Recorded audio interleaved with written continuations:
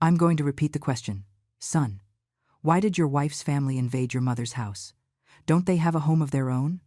Arthur's voice resonated in the living room like contained thunder. It was calm, but charged with something I knew well. It was that authority my brother had always possessed, that ability to say the exact right thing at the exact right moment, without raising his voice, but making the ground shake beneath the feet of anyone listening. I was standing by the staircase, hands clutched tight against my skirt, feeling the air turn dense. Jason, my son, my only son, stood facing Arthur in the middle of the living room. His mouth was hanging slightly open, as if the words had gotten jammed in his throat. Brittany, his wife, watched him from the sofa with narrowed eyes, as if she were calculating every second of that silence. Her parents, Frank and Linda, were sitting in my dining room. In my dining room, eating off my plates, using my silverware, occupying the space that used to be mine alone. Arthur didn't take his eyes off Jason. He was waiting, and I knew that wait wasn't patience. It was pure pressure. Just to be safe, I retreated to my bedroom. I closed the door slowly, without making a sound, and stood there with my hand still on the knob. I could hear everything, every word, every heavy breath, every second of that silence my son didn't know how to break, and it was a good decision. Because a few minutes later, a loud crash echoed through the house. The noise was so loud I felt my heart stop for an instant. A dull thud, then another and another, something heavy rolling down the stairs. Screams, hurried footsteps, the sound of something dragging across the hardwood floor. I cracked the door just a sliver and saw what was happening. Jason was on the floor, at the foot of the stairs, one hand on his head and the other reaching out as if he had tried to grab onto something and failed. There was blood on his eyebrow. His shirt was rumpled.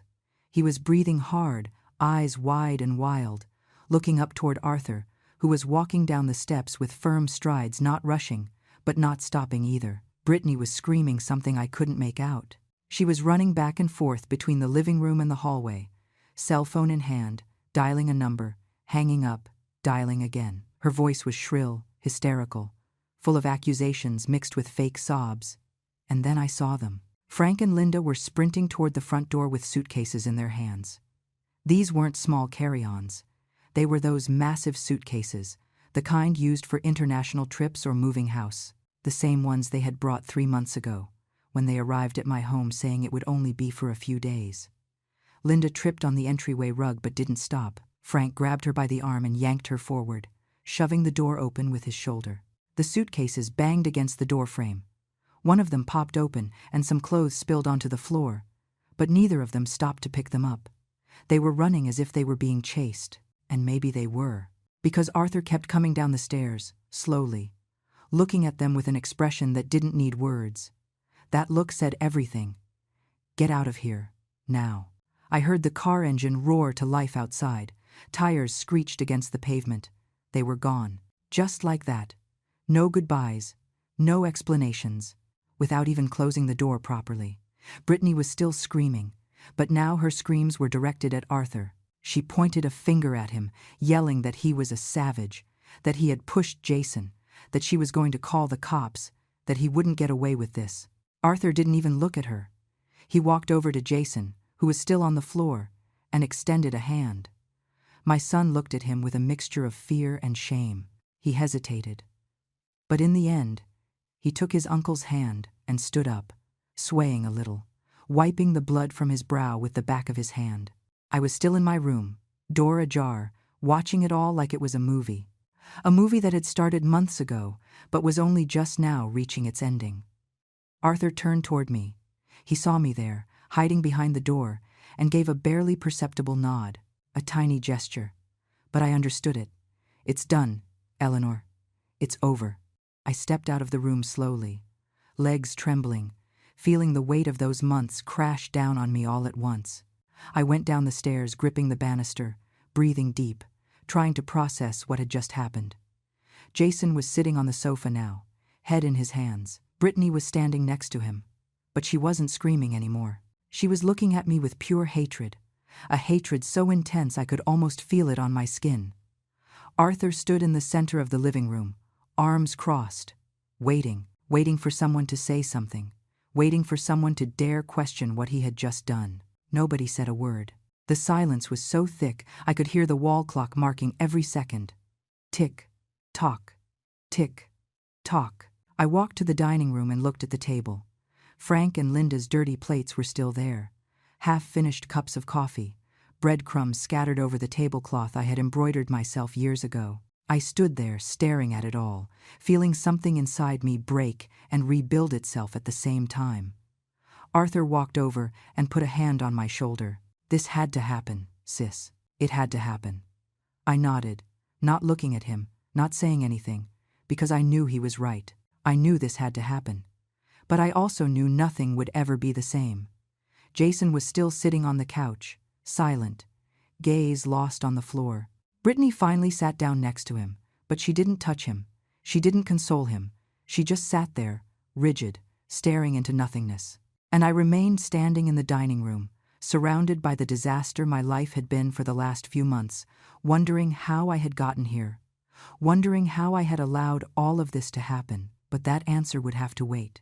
Because right now, in this moment, the only thing that mattered was that they were gone, that my house was mine again, that my brother had done what I didn't have the courage to do, and that maybe, just maybe, there was still time to recover what I had lost.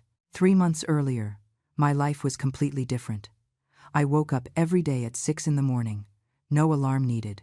My body knew the rhythm after so many years of the same routine. I'd open my eyes, stare at the ceiling for a few seconds, listening to the silence of the house, that silence that was mine alone. I'd get up slowly, no rush. I'd slip on the slippers I always kept on the same side of the bed and walk to the window to open the curtains. The light would pour in softly, illuminating every corner of my bedroom. My bedroom, my space. I'd go down to the kitchen, and the first thing I'd do was start the coffee. The aroma would fill the whole house in a matter of minutes. I liked that smell. It reminded me of mornings with my husband, back when he was still alive, when we'd eat breakfast together before he headed out to work. But that was 15 years ago now. Now I lived alone, and I liked it. I liked the tranquility, the order, the ability to do things my way, on my time, without having to explain myself to anyone. While the coffee brewed, I'd make my breakfast. Always the same: 2 slices of toast with butter, a glass of orange juice, and a piece of fruit. Sometimes an apple, sometimes a pear. It depended on what I'd bought at the grocery store the day before.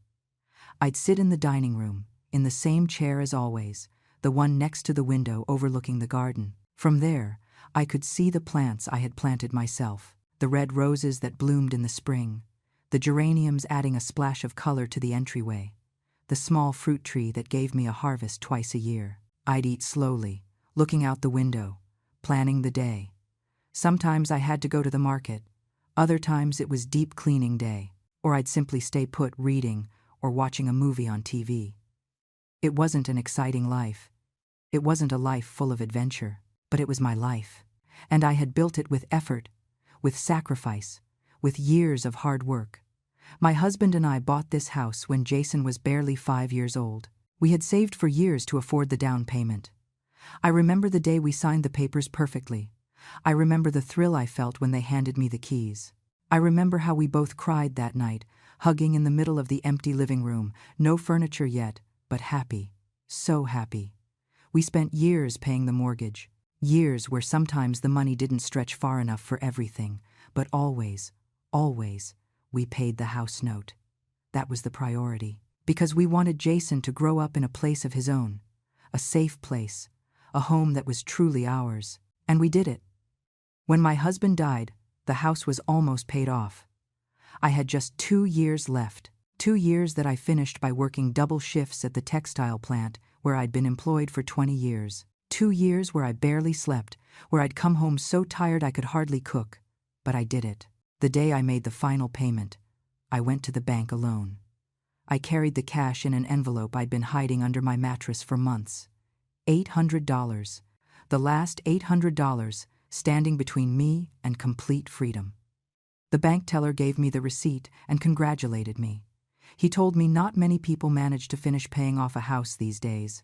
I just nodded, tucked the paper into my purse, and walked out of there with shaky legs. I sat on a bench in the park across from the bank and allowed myself to cry. I cried for my husband, who hadn't lived to see this moment. I cried for all the years of struggle.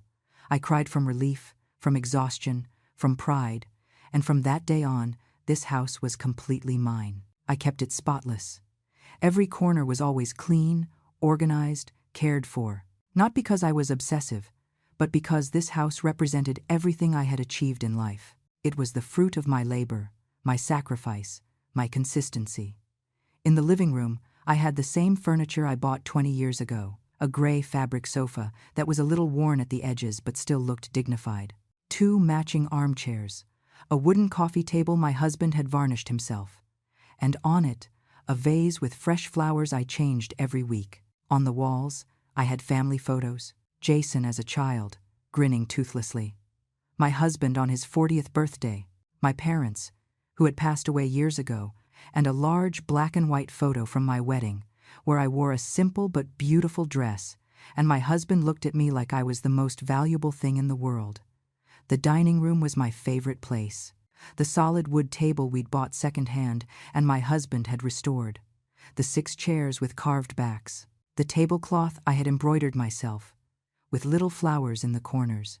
And on the table, always, a white candle I lit during dinner, even if I was eating alone. The kitchen was small but functional.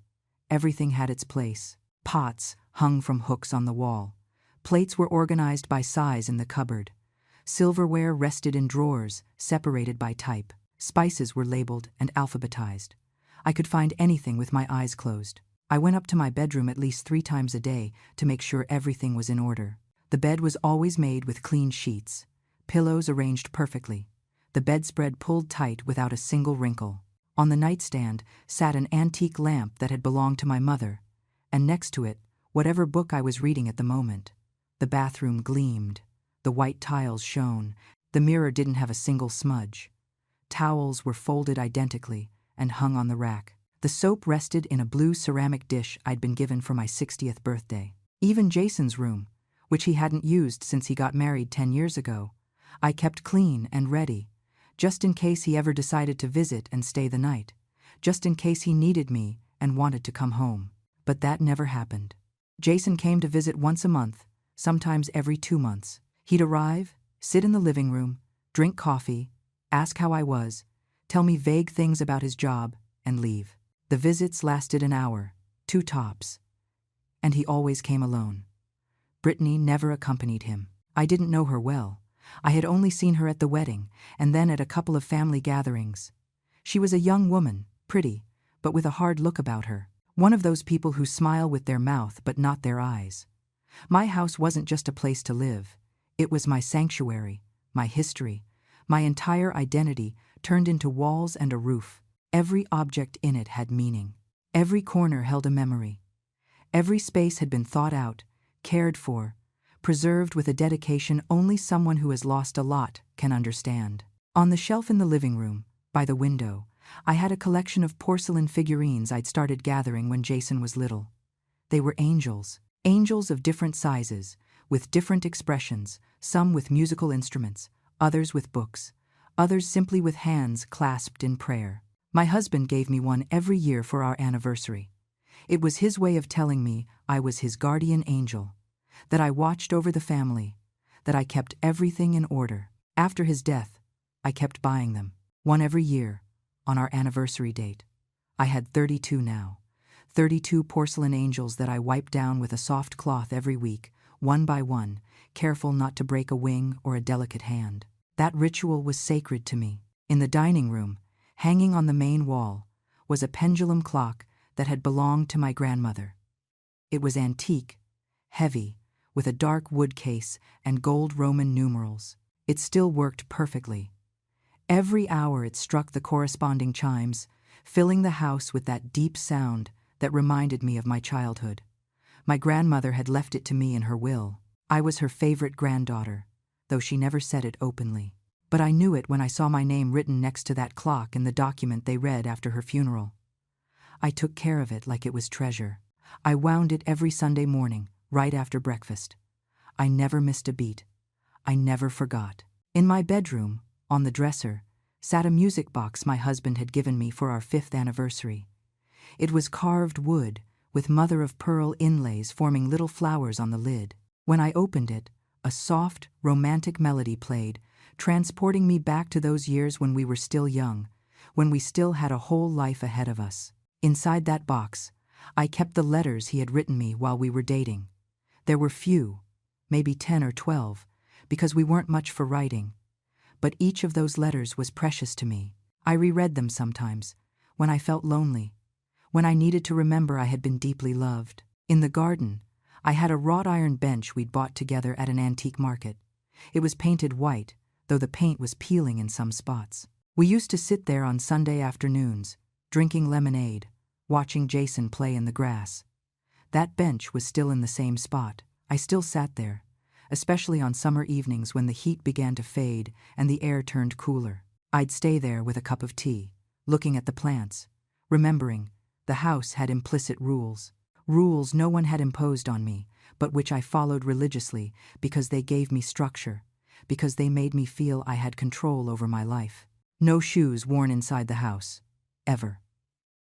I had a small cabinet by the front door where I kept slippers for guests. Mine were always in my room, waiting for me. No eating in the living room.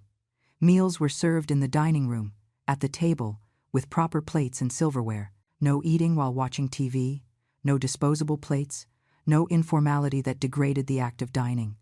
No dirty dishes left in the sink. Never. As soon as I finished eating, I washed everything immediately, dried it, and put it away. The sink was always empty, gleaming, ready for the next use. Furniture was not to be moved. Everything had its exact spot. The sofa was 6 feet from the window. The armchairs formed a perfect angle with the coffee table. The photos on the walls were aligned with millimeter precision. The TV volume wasn't raised beyond what was necessary. Excessive noise bothered me. I preferred silence, or soft, controlled, predictable sounds. Windows were not opened after 6 in the evening during winter. The cold came in too fast, and it cost too much to heat the house back up. Lights were not left on in empty rooms. It was a waste of electricity, a carelessness I couldn't afford. These rules weren't written down anywhere. I hadn't shared them with anyone because I'd never needed to. I lived alone. No one questioned them. No one violated them. My daily routine followed a specific pattern. After breakfast, I cleaned the kitchen. Then I went up to make the bed and tidy my room. Then I came down and cleaned the living room, wiping every surface, vacuuming every corner. Mondays, I did laundry. Tuesdays, I ironed. Wednesdays, I deep cleaned the bathrooms. Thursdays, I dusted the upstairs rooms. Fridays, I did the weekly grocery shopping. Saturdays, I cooked for the whole week and froze individual portions. Sundays, I rested, read, watched a movie. Everything was calculated. Everything had its moment. Everything flowed with a harmony that gave me peace. In the afternoons, after finishing the day's chores, I sat in the living room with a book. I read for 2 hours. Always. Sometimes romance novels, sometimes biographies, sometimes cookbooks I liked to browse even though I didn't cook as much as before. At 6 in the evening, I made dinner. Always something simple. Soup, a salad, a piece of baked chicken. I ate in the dining room, placemat set, candle lit, soft music in the background. After dinner, I washed the dishes, tidied the kitchen, and went up to my room. I took a long bath with hot water and aromatic salts I bought at the pharmacy. I put on my nightgown, sat in bed, and watched a little TV before sleep. I was asleep by 10 o'clock sharp, every night, without exception. It was a quiet, predictable, safe life. Some might say it was boring, but for me, it was perfect, because after so many years of struggle, of working from sunup to sundown, of raising a son alone after being widowed, of paying bills that sometimes seemed impossible, of sacrificing my own desires to ensure Jason had everything he needed, I had finally reached a place of calm. Finally, I could breathe. I didn't have to answer to anyone. I didn't have to adjust my schedule to someone else's. I didn't have to cook thinking about someone else's tastes. I didn't have to negotiate what show to watch on TV, or what time to turn off the lights, or whether to open or close the windows. I was free within my own structure, and that freedom was the most valuable thing I had. Jason arrived on a Saturday afternoon, unannounced. I heard the doorbell and was surprised. I wasn't expecting visitors. I looked out the window and saw his car parked in front of the house. I felt a little spark of joy. He hadn't come to see me in almost 2 months. I opened the door with a smile. "Hi, Mom." "Hi, son. What a surprise. Come in, come in." He entered, but not alone. Behind him came Brittany. She was wearing big sunglasses that covered half her face and an expensive purse hanging from her shoulder. She greeted me with a peck on the cheek, quick, without warmth. "Hi, Eleanor." "Hi, Brittany. Good to see you." I was lying. It wasn't good to see her, but it was what I was expected to say. They went into the living room. Jason sat on the sofa, in the same spot he always sat when he visited. Brittany remained standing, looking around as if evaluating everything, every detail. "Do you want coffee? Water? Something to eat?" "No, Mom. Thanks. We're not staying long." "Oh, okay." I sat in one of the armchairs waiting. There was something strange in the air. Jason wouldn't look me in the eye. He was fidgeting with his hands, nervous. Brittany was the first to speak. "Eleanor, we need to ask you a favor." The way she said it, direct, no preamble, put me immediately on alert. "A favor?" "Yes. My parents are going through a difficult situation and need a place to stay for a while." I looked at Jason, waiting for him to explain, for him to say something. But he just nodded, backing up his wife's words. "What kind of situation?" Brittany sighed, as if explaining was a burden. "They're remodeling their house, the whole downstairs. They're changing the entire kitchen, the floors, the bathrooms. It's a disaster zone. They can't stay there. There's dust everywhere, workers coming in and out at all hours. My mom has respiratory issues. She can't be breathing in all that dust. And they can't stay at a hotel." Jason finally spoke. "Mom, it's a lot of money. The remodel is already costing them a fortune. They can't afford a hotel for 2 or 3 months. 2 or 3 months. The number hit me like a stone in the stomach. Well, we don't know exactly how long. It depends on how fast the contractors move. But yeah, we figure between 2 and 3 months. I looked at my son. He had that expression I knew so well. That look of a boy asking permission for something he knows he shouldn't ask for. That look he used when he wanted to convince me to buy him something we couldn't afford, or let him go somewhere I considered dangerous. "Jason, I live alone. I'm not used to having people in the house. And 2 or 3 months is a long time." "I know, Mom. I know. But it's just temporary. I promise you, as soon as the remodel is done, they're gone." Brittany walked over and sat on the sofa next to Jason. She took off her sunglasses and looked at me with pleading eyes.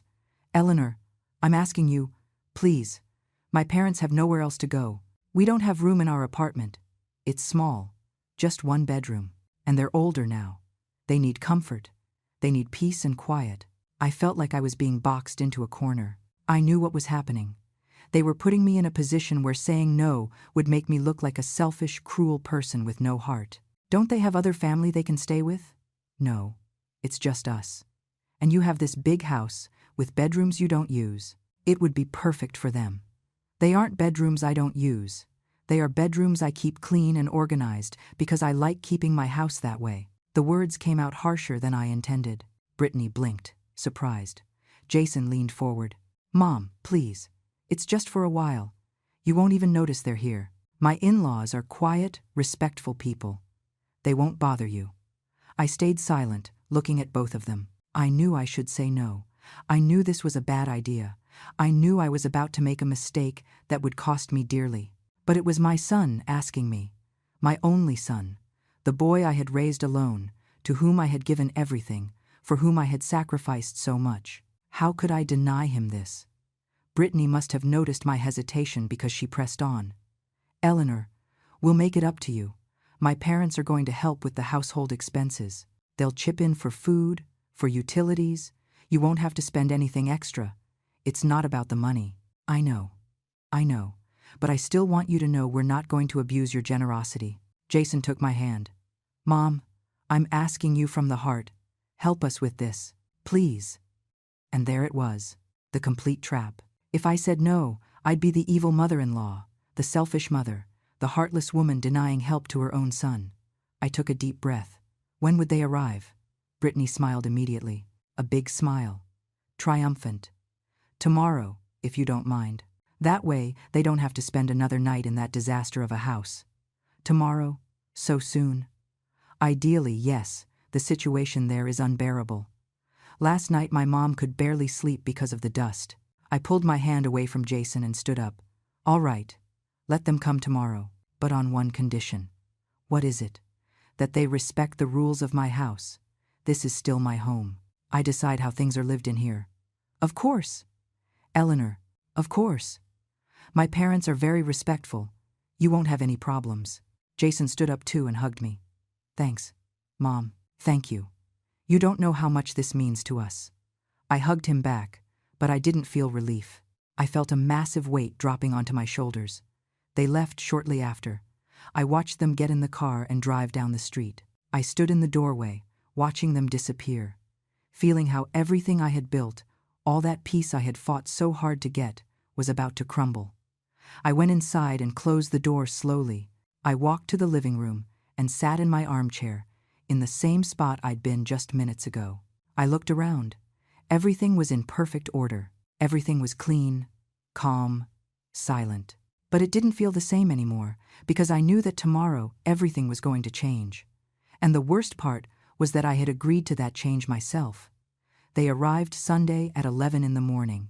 I had spent the entire night before preparing the rooms. I changed the sheets on the guest bed, scrubbed the bathroom they would share, put out clean towels and folded them on the rack, put new soap in the dispenser, made sure everything was spotless.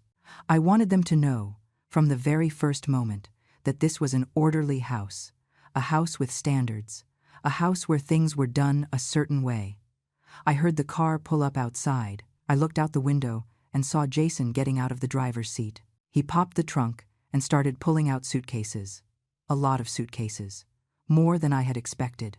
Brittany got out of the passenger seat and opened the back door. Out came Frank and Linda. He was a tall man, robust build, with completely white hair and a thick mustache. He wore jeans and a plaid shirt. She was shorter, plump, with hair dyed an artificial brown and too much makeup for a Sunday morning. I opened the door before they knocked. Good morning. Welcome. Linda walked up and hugged me like we were lifelong friends. She smelled of a sweet, cloying perfume that made me want to pull away immediately. Oh, Eleanor, thank you so much for having us. You don't know how much we appreciate it. You're an angel. Don't mention it. Come in, come in. Frank shook my hand, firm, almost too firm. Thank you very much, ma'am. You are very kind. They walked in while Jason and Brittany kept hauling suitcases from the car. I counted mentally. 7 suitcases total, for 2 or 3 months. It seemed excessive. Linda looked around the living room with wide eyes. What a beautiful house. Eleanor, so organized, so clean. You can tell you're a very careful woman. Thank you. I like keeping everything in order. Oh, I'm the same way. I can't stand a mess. It drives me crazy. I struggled not to look at her skeptically. Her clothes were wrinkled. Her nails had chipped polish. Her purse was open, and I could see a chaos of papers, loose change, and makeup inside. Jason walked in carrying 2 large suitcases. Mom, which room do we put them in? In the guest room, upstairs, second door on the left. Perfect. He went up the stairs with effort, panting from the weight. Brittany followed him with another smaller bag. Frank sat on the sofa without asking. He got comfortable, stretched out his legs, let out a long sigh. Ah, feels good to be here. Our house is total chaos. We couldn't stay there another day. How long have you been remodeling? Just started last week, but it's already unbearable. They tore up half the kitchen on day 1. Linda sat next to him, also without asking. See? We hired these contractors who work super fast. They're very efficient. But of course, that means they destroy everything at once and then rebuild little by little. I see. I didn't see anything. If it had only been a week, why couldn't they stay there? But I didn't ask. I didn't want to seem hostile. Jason came back down to get more bags. He made 3 more trips. When they finally finished bringing everything up, the 4 of them stayed in the living room, looking as if they were waiting for something. Do you want something to eat? Something to drink? Oh yes, please. Coffee would be perfect. I went to the kitchen to make coffee. While I put the water on to boil, I heard their voices from the living room. They spoke in normal tones, not lowering their voices, as if I weren't there. This house is bigger than I thought. Lots of space.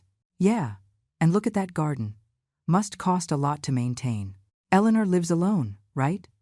Yeah, since her husband died. It's been like 15 years. How sad.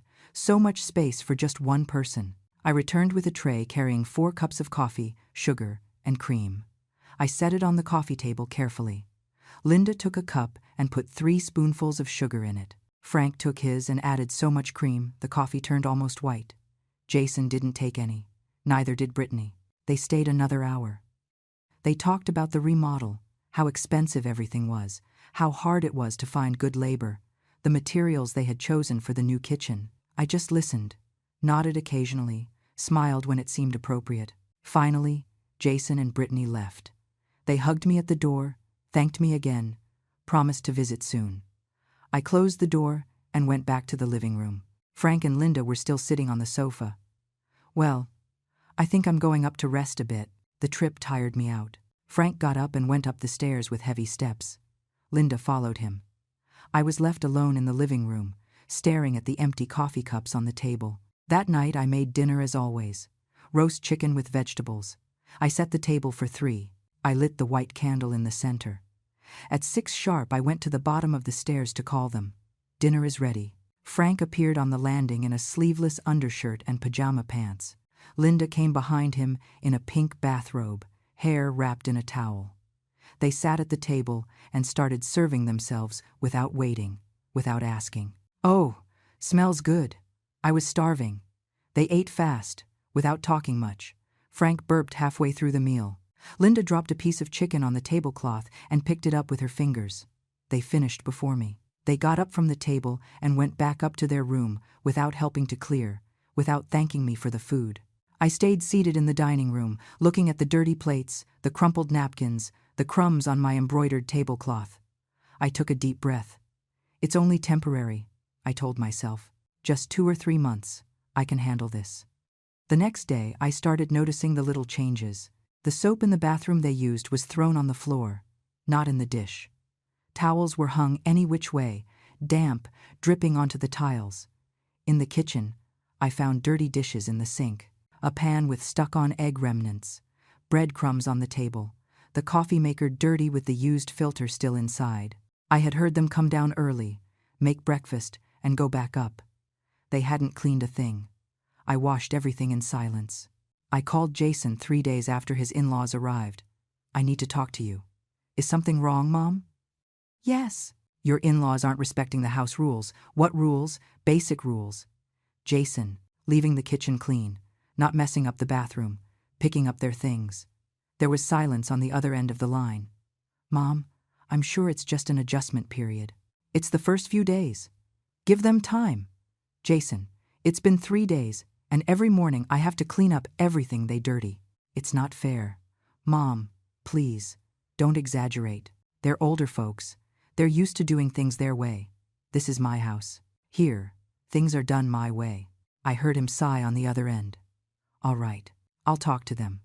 But you have to be more flexible too. You can't pretend everything is going to be exactly like when you lived alone. Why not? I'm still living in my house. Only now I have guests who don't respect my space. Mom, you're wearing me out with this. You opened the doors of your house to them. Now, you have to be hospitable. Being hospitable doesn't mean being their maid. Nobody is asking you to be their maid. I'm just asking you to have patience. He hung up before I could respond. I stood with the phone in my hand, feeling rage rising in my chest. My own son had hung up on me. My own son had told me I was the problem. That afternoon, when Linda came down to the kitchen, I tried to talk to her directly. Linda, I need to ask you a favor. Sure. Tell me, Eleanor. When you use the kitchen, please leave everything clean. Dishes in the dishwasher, table wiped down, stove without splatters. She looked at me with a smile that didn't reach her eyes. Oh yes, of course. Sorry. It's just that I'm so used to my own kitchen that sometimes I forget things are different here. They aren't different. I'm just asking you to clean what you dirty. Yes, you're right. I'll do it. But she didn't. The next day the kitchen was just as dirty. Plates piled in the sink, coffee spilled on the counter. The fridge left open, dripping because they hadn't closed it tight. I cleaned it all again. And the next day too. And the next. I tried talking to Frank. Frank, when you use the bathroom, please make sure it stays dry. Water on the floor can cause mold on the walls. He didn't even look at me. He was watching TV. Volume so loud I could barely hear my own voice. Yeah, whatever you say. He turned the volume up a little more. I realized they weren't ignoring me out of carelessness. They were ignoring me on purpose. A week after their arrival, I came back from the market to find the living room rearranged. They had moved the sofa. They had shoved it against the opposite wall. The armchairs were now facing the TV. The coffee table had been pushed to the side. Everything was in the wrong place. I left the grocery bags in the kitchen and went back to the living room. Linda was sitting in one of the armchairs, watching TV. Who moved the furniture? Oh, we did. See? From where the sofa was, you couldn't see the TV well. Frank has vision problems and needs to be closer. You can't move my furniture without asking me. But it's just to see better. I didn't think you'd mind. I mind. I want everything back the way it was. She made a face. Eleanor, don't be so rigid. It's just a sofa. What does it matter where it is? It matters because it's my house and I decide how things are. She got up with a look of annoyance. Fine. Frank, come help me. Eleanor wants us to move everything back. She said it in a mocking tone, as if I were a ridiculous old woman with absurd quirks. Between the two of them, they moved the furniture back, but they did it roughly, dragging them across the floor, banging the legs against the wood. When they finished, Frank looked at me with an expression I couldn't quite interpret. It wasn't exactly anger. It was something worse. It was contempt. I called Jason again. Your in-laws moved my furniture without permission. So? What do you mean so? It's my living room. Jason, they can't just do whatever they want. Mom, for God's sake, it's just a sofa. Stop creating drama over everything. I'm not creating drama. I'm defending my space. Your space is shared with them now. Accept it. I didn't accept sharing my space. I accepted hosting them temporarily. It's the same thing. No, it is not the same thing. Mom, seriously. I don't want to keep having this conversation. I'm working. If you have a real problem, call me. But don't call me for petty complaints. He hung up again. I stared at the phone, feeling something inside me crack a little more. I tried talking to Brittany. I thought maybe, woman to woman, I could make her understand. I called her one afternoon. Brittany, I need you to talk to your parents. They aren't respecting my house. What did they do now? Moving my things, not cleaning up their messes, turning the TV volume up until the whole house shakes. Eleanor, my parents are adults. I can't control them like they're children. I'm not asking you to control them. I'm asking you to remind them they are in someone else's home and should have consideration. They have consideration. What's happening is that you are very controlling. You want everything exactly how you say. Yes, because it's my house. Well then, you shouldn't have agreed to take them in. The phrase hit me like a slap. You asked me to. You and Jason asked me. And you accepted. Nobody forced you. She hung up. I sat on the edge of my bed, trembling, not from cold, from rage, from helplessness, from disbelief. How had it come to this? How had I gone from having a quiet, orderly house to feeling like an intruder in my own home? That night, during dinner, I tried to start a normal conversation. How is the remodel going on your house? Frank chewed loudly before answering. Good. Making progress. How much longer do you think? Don't know. A month. 2 months. Depends. Depends on what? Lots of things. Weather, materials, workers. Linda chimed in. Yeah, you know how these jobs are. You never know. Always unforeseen issues. But don't worry, Eleanor. As soon as it's ready, we're gone. It didn't reassure me. On the contrary, I realized they were in no hurry, that they could stay here as long as they wanted, because no one was pressuring them to leave, except me. And my opinion, apparently, didn't matter. 2 weeks later, A neighbor came to visit. Her name was Margaret, and she lived 3 houses down. We'd been friends for years. She rang the bell one afternoon. I opened the door and was surprised to see her. We hadn't visited in a while. "Eleanor, I came to say hi. Haven't seen you out in the garden for days. I've just been busy." "Busy? With what?" She walked in without waiting for an invitation. She knew my house as well as her own. When we got to the living room, Frank was sprawled on the sofa, watching TV at max volume. He had his bare feet on the coffee table. There was an empty soda can next to him and a plate with cookie crumbs. Margaret looked at me with surprise. "And this gentleman?" "He's my daughter-in-law's father. He's staying here temporarily with his wife." Margaret looked at me with an expression I couldn't fully decipher. Concern mixed with disapproval. "Ah, I see." Frank didn't even turn to greet us. He kept watching TV as if we didn't exist. "Let's go to the kitchen," I told Margaret. We sat at the table. I poured her coffee.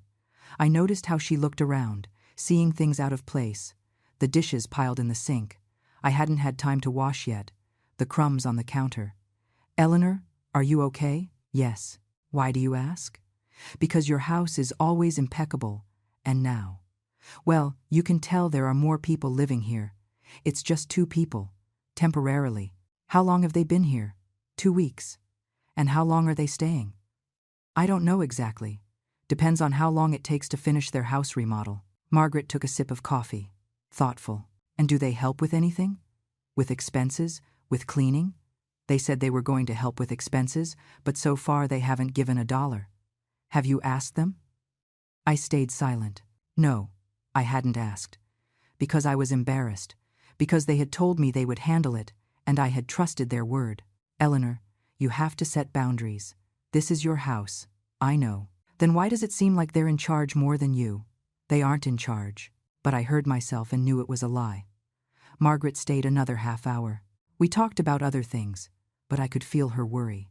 When she left, she hugged me at the door. "If you need anything at all, call me. Okay?" "Okay. Really. Eleanor, don't let them walk all over you." I closed the door after she left and leaned against it, closing my eyes.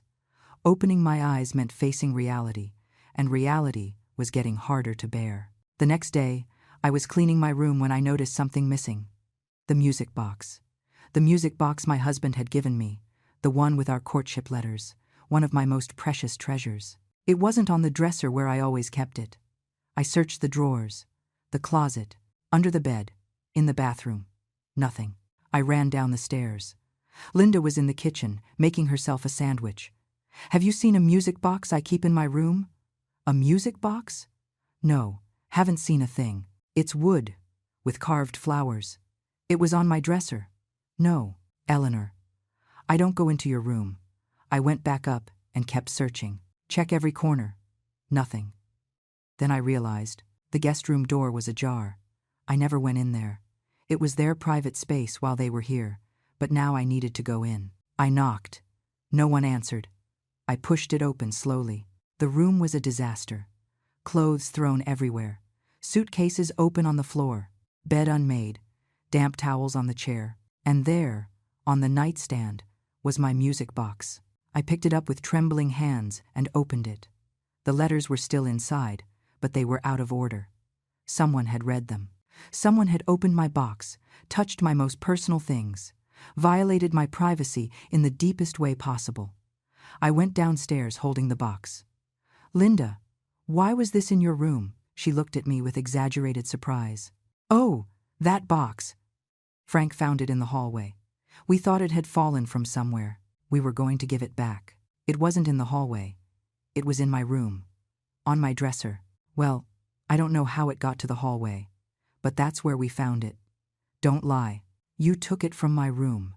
Eleanor, don't get like that. I'm telling you we found it in the hallway. Do not enter my room. Do you hear me? Don't ever touch my things again." Linda put on an offended face. "You don't have to yell at me. It was just a misunderstanding."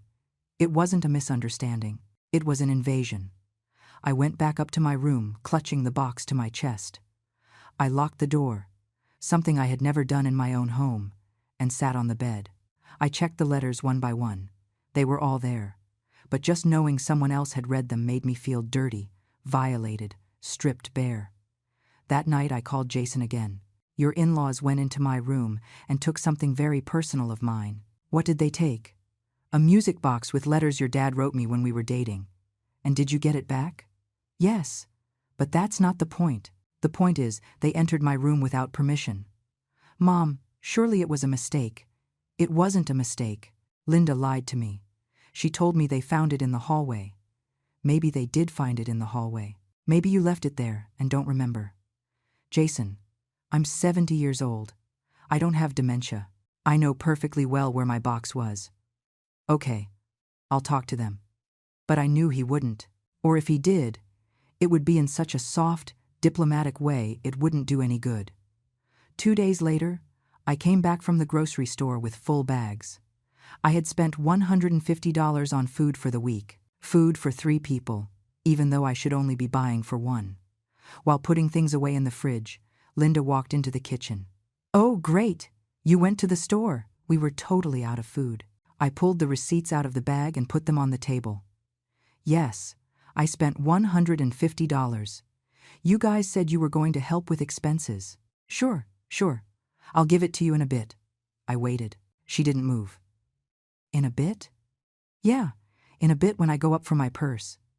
She went upstairs. 10 minutes passed. 15. 20. She didn't come back down. The next day, at breakfast, I brought it up again. Linda, yesterday you were going to give me money for the food. Oh, right. Sorry. Forgot. I'll give it to you in a bit. But she didn't give it to me either. And the next day, neither. And the next, I stopped asking. One afternoon, I was sitting in the living room reading when a woman I didn't know arrived. She rang the bell and Linda ran to open it. Oh, hey, friend. Good to see you. Come in. Come in. The woman walked in as if she knew the house. She sat on my sofa. Linda offered her coffee. Want me to bring you some cookies? Yes, please. Linda went to the kitchen and came back with the cookies I had bought the day before. She put them on a plate and offered them to her friend, as if they were hers. I sat there, invisible in my own living room, while the 2 women talked and laughed, ate my cookies, drank my coffee, used my house like it was a social club. The biggest humiliation came on a Tuesday afternoon. Margaret had come to visit again. We were sitting in the dining room, drinking tea, talking about the garden plants that needed pruning. It was one of those quiet, normal conversations that reminded me what my life was like before all this started. Then I heard the front door open. Linda walked in with 2 shopping bags, laughing loudly with someone behind her.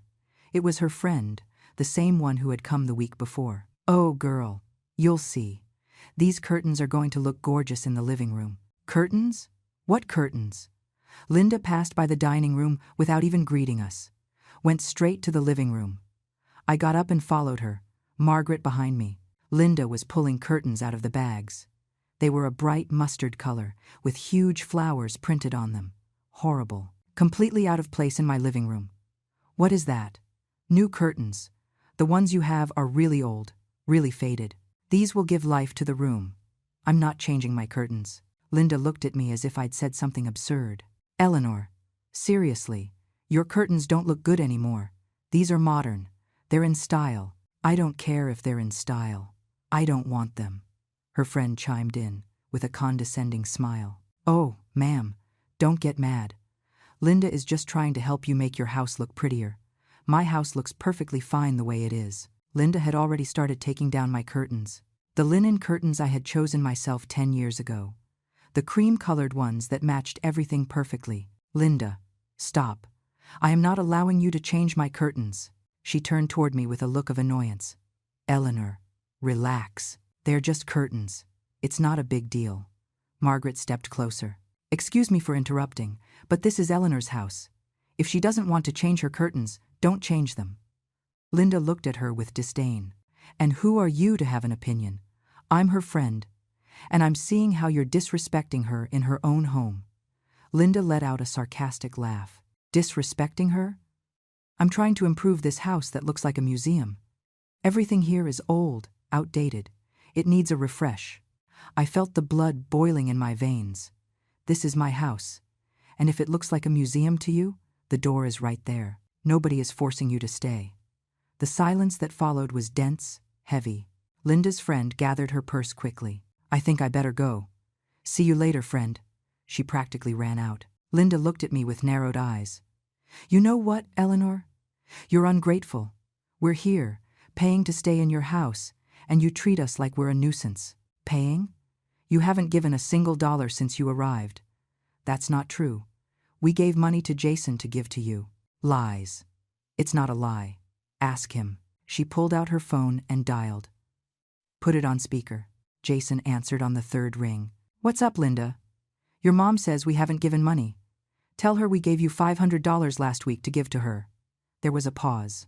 "Ah, yeah, they gave me money. I forgot to give it to her. Mom, I have it put away. I'll bring it to you tomorrow." I felt the floor move beneath my feet. My own son was lying to me, or worse, he had kept the money that was for me. Linda hung up with a triumphant smile. "See? We did pay. But looks like your son kept the money." Margaret took my arm. "Eleanor, let's go to your room." She led me upstairs, away from Linda, away from that humiliation. When we closed my bedroom door, I crumbled. I didn't cry. But something worse happened. I went empty, staring at the wall, unable to process what had just happened. Margaret sat next to me on the bed. "Eleanor, this can't go on. That woman is disrespecting you. And your son, too." "I know. Then why do you allow it?" "I don't know what to do. If I kick them out, Jason will think I'm evil. He'll think I don't want to help his family. Jason is already thinking bad things about you. Don't you see? He's leaving you alone in this. He's using you. He's my son. And you are his mother. But that doesn't mean you have to endure mistreatment." I stayed silent. Margaret left half an hour later. She hugged me before going. "Think about what I said. And if you need backup, I'm here." That night, I didn't go down for dinner. I stayed in my room, door locked. I heard Frank and Linda downstairs, talking loudly, laughing, watching TV at full volume, acting like they owned the place. And maybe they did, because I had lost all authority, all voice, all control. The next day, Jason arrived with an envelope. "Here's the money I owed you, Mom." I opened it. There was $200. Linda said it was $500. "Ah, yeah, well, I needed a little to pay for some things. But I'm giving you these $200. Jason, that money was for household expenses, for the food they are consuming. I know, Mom, but I'm a little tight right now, barely making ends meet." "If you're barely making ends meet, why did you agree to let your in-laws come stay here? Because I thought you could help us." "Help you? Help you with what? They have their own house.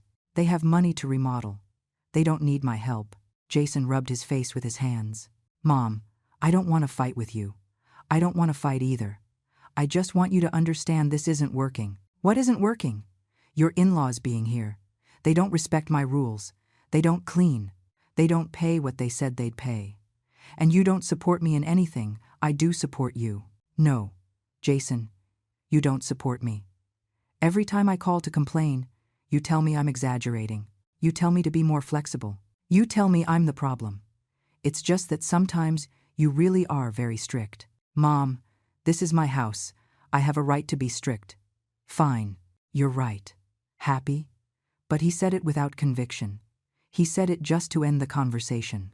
He left 10 minutes later, leaving me the $200 on the table. I took the money and put it in a drawer. $200 for 3 weeks of food for 3 people, plus utilities that had gone up, plus extra water for so many showers and laundry loads. It didn't cover even half. That afternoon, while cleaning the kitchen again, I found a paper on the floor. I picked it up without thinking. It was a receipt. A receipt from a furniture store. Decorative curtains. Model Florence. Price: $120. Linda had spent $120 on horrible curtains for my living room. $120 she could have used to pay her share of expenses. I put the receipt in my pocket. I didn't know what for, but I felt I needed to keep it. I needed proof of everything happening, because something inside me told me this wasn't over, that the worst was yet to come. And I was right. 3 days later, a letter arrived in the mail. It was from the bank. A letter addressed to me, but with a subject line I didn't understand immediately. Property refinance application. I opened the letter with trembling hands. It said a process to refinance my home had been initiated, that they needed my signature to continue with the paperwork, that the applicant was Jason Ruiz. My son was trying to refinance my house, the house I had paid for with so much effort, the house that was the only thing I had, and he was doing it without consulting me, without telling me anything. I sat in the dining room, letter in hand, feeling how everything I had suspected, everything I had feared, was confirmed in the worst way possible. This had never been about helping Brittany's parents. This had been a plan to take my house. I called Arthur that same afternoon. My brother lived 2 hours away. We'd had our differences over the years, like all siblings, but we had always kept in touch. He was 5 years younger than me, but he had always been the strongest, the most decisive. Arthur, I need you to come. It's urgent. What happened, Eleanor? I can't explain over the phone. I need you to come. He heard the tone of my voice and knew it was serious. I'm on my way. Be there in 2 hours. I hung up and kept the bank letter in my room, along with the curtain receipt and all the other papers I had been saving without knowing exactly why. Now I knew why. When Arthur arrived, Frank and Linda were in the living room, watching TV. My brother walked in without ringing the bell. He'd had keys to my house for years. For emergencies. Good afternoon. His voice was firm, authoritative. Frank turned to look at him, surprised. Afternoon. Arthur looked at me. Where is Jason? He's not here. He's at his place. Call him. Tell him to come. Now. I dialed Jason's number with shaking hands. He answered on the 4th ring. Mom? Jason, your Uncle Arthur is here. He needs to see you. My uncle? What's he doing there? Come over. Now. There was a pause. On my way. I hung up. Arthur sat in one of the armchairs, staring fixedly at Frank and Linda. They shifted uncomfortably on the sofa. And who are you two? Frank cleared his throat. We're Brittany's parents, Jason's wife. And what are you doing in my sister's house? We're staying here temporarily while they remodel our house. Arthur nodded slowly, not breaking eye contact. How long have you been here? 3 weeks. And how much longer do you plan to stay? Well, depends on when they finish the remodel. I see. The silence that followed was awkward. Linda tried to fill the void. Do you live around here? No. I came specifically because my sister called me. And when Eleanor calls asking me to come urgently, I come. Oh. Jason arrived half an hour later.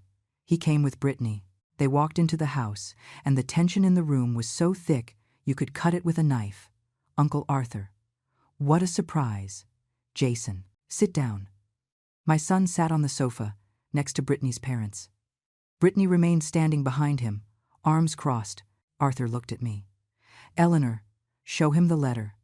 I went to my room and came back with the bank letter. I handed it directly to Jason. He opened it. I saw his face go pale as he read. Mom, I can explain this. Explain it. It's just that we needed money. Brittany and I. Things have been tough financially, and I thought we could take out a loan using the house as collateral. This isn't your house, Jason. It's your mother's house. I know, but Mom is my only family. I thought I could count on her help. Arthur leaned forward. Did you ask her permission? Jason lowered his gaze. No. Did you tell her you were going to try to refinance her house? No. Then how did you expect to do it?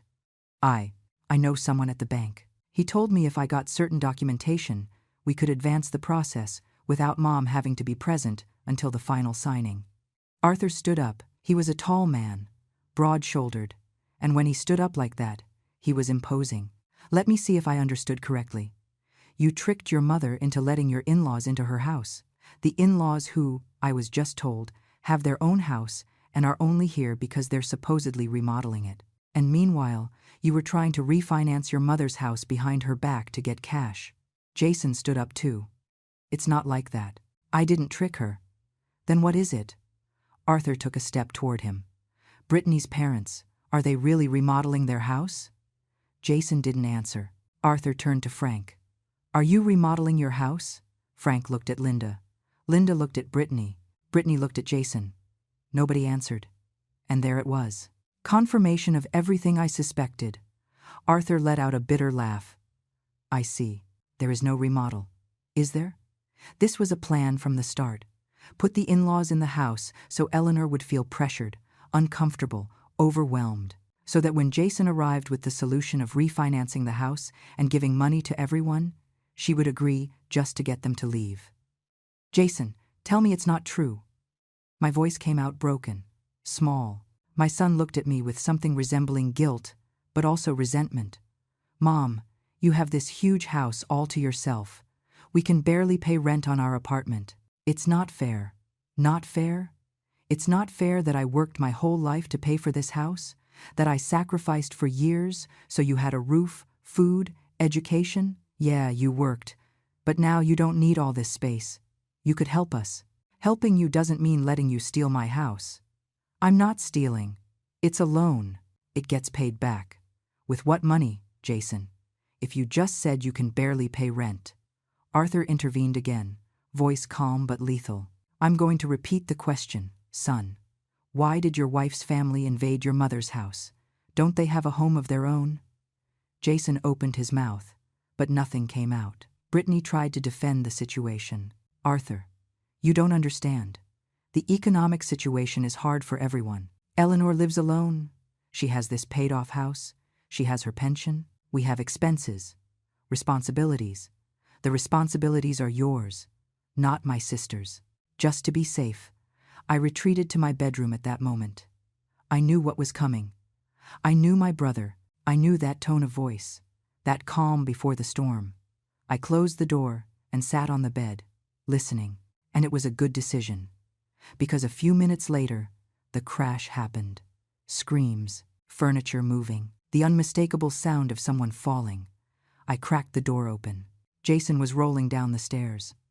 I don't know exactly what happened, if he slipped trying to back away from Arthur, if he tripped in his haste to leave, or if my brother pushed him. I didn't see it. But the result was the same.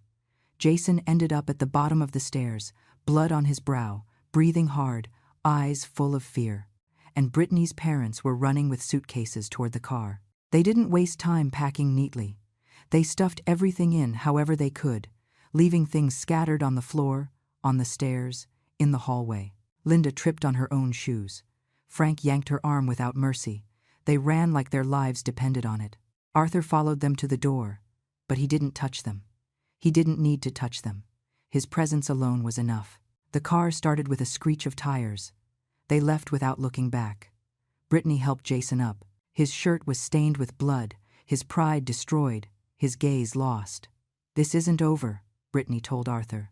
We're going to sue. Sue all you want. I have witnesses that you attempted to defraud my sister. I have the bank letter. I have everything documented. So go ahead. Sue. Brittany took Jason by the arm and led him out of the house. The door closed behind them. And finally, after weeks, there was silence. Real silence. My silence. I walked down the stairs slowly. Arthur was picking up the things they had left lying around. Clothes, a toothbrush, a crumpled magazine. He threw it all in a trash bag. Thanks, I said. It wasn't too bad. Now you know. I sat on the sofa. My sofa. In my living room. In my house. Arthur sat next to me. You okay? I don't know. Eleanor, you're going to have to make tough decisions about Jason. I know. He might not speak to you for a while. I know. And you have to be prepared for that. I nodded, feeling the tears finally start to fall. Not for Jason, not for the invading in-laws, but for everything. For the exhaustion, for the betrayal, for having had to reach this point to reclaim my own home. Arthur hugged me, and I cried on his shoulder like I hadn't cried in years. The following days were strange. The house was quiet again. I went back to my routine, back to waking up at 6, back to making my coffee, back to breakfast looking at the garden. But something had changed. I had changed. Jason didn't call for 2 weeks. When he finally did, his voice was cold.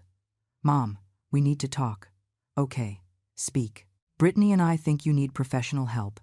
You think everyone is against you. Jason, you tried to refinance my house without my permission. You moved your in-laws in here with lies. I'm not crazy. I'm defending myself, however you want to see it, Mom. But things between us aren't going to be the same. I know. He hung up. And though it hurt, though I felt a hollow in my chest, I also felt something else. I felt freedom. Because my house was mine again. My days were mine again. My life was mine again. Margaret came to visit that afternoon. We sat in the garden, drinking lemonade, watching the roses starting to bloom. How are you feeling? Tired, but calm. You did the right thing. I know. And that was enough. Knowing I had done the right thing. That I had defended what was mine. That I hadn't let them strip away my dignity. My house was still standing. I was still standing. And for the first time in weeks, I breathed in peace.